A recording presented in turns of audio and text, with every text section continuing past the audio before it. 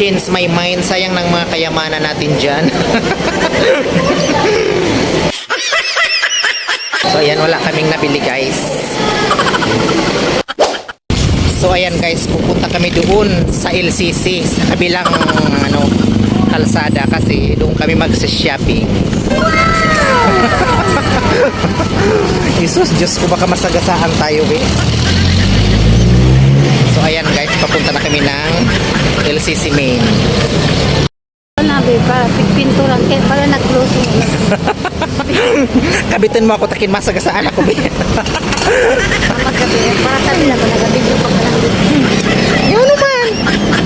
Nagsarado na yung sumumuyo be. Ay, so ano mumuyo? Sumikso. Tapinalitan ng mumuyo.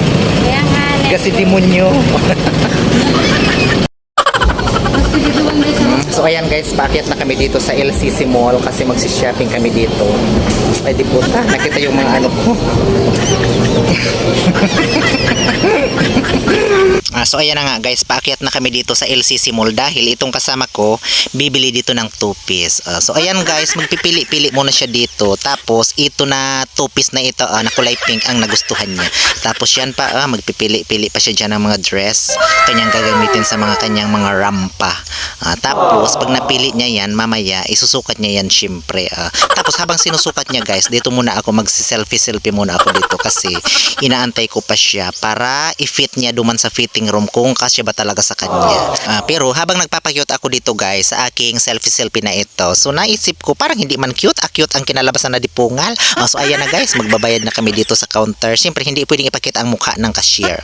Yan pa guys, siyempre pagkabayad niya, nagpili-pili pa kami dito ng kanyang gagamitin sa pag-jogging. Sabi niya mag-jogging siya. Tapos bibili pa siya dito ng mga wallet niya kasi kailangan niya yan lagyan ng mga pera. Nakabili na kami guys, pababa na kami dahil nabayaran na niya sa counter.